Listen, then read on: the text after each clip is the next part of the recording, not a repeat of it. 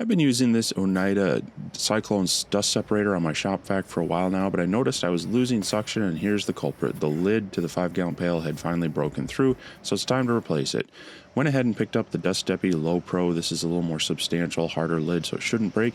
Let's go ahead and get it assembled. Here we're unboxing it. There's not too many parts to this, but everything you'd need to hook it up, and they even have a decent manual to help you walk right through this.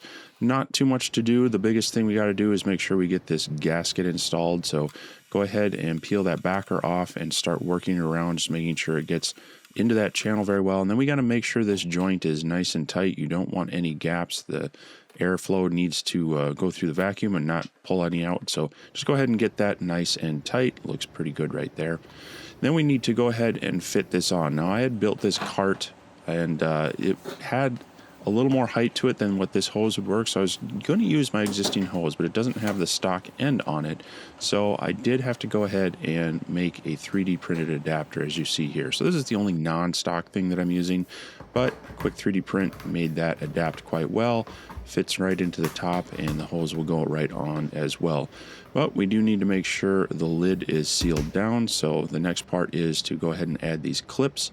They kind of just snap in place, and then after that you do need to screw them down to make sure they're held on securely, and this will help make sure that lid stays tight to the bucket. So go ahead and get those 2 screws in. Don't over tighten them to break the plastic, and then just kind of get it aligned in the way we want things to work for our hoses.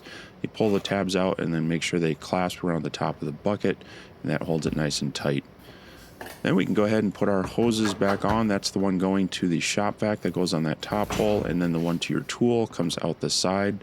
And nothing more but to test this out. And there's always dust down in the table saw, so we're going to go ahead and clean this out.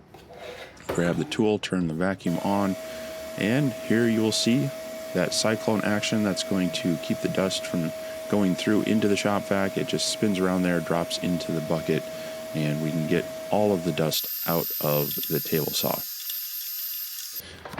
Now just checking, make sure that it looks like everything dropped in there. You can see all the dust is collected up in the bucket. There shouldn't be any in the shop vac, and this is going to help keep my workspace clean. I can run this on the CNC machine. I can run it with my sanders. So if you're interested in one of these, I'll have a link down below. Great way to help keep your shop clean and not go through your shop vac filters and bags so often. So thanks for watching. Stay tuned for more.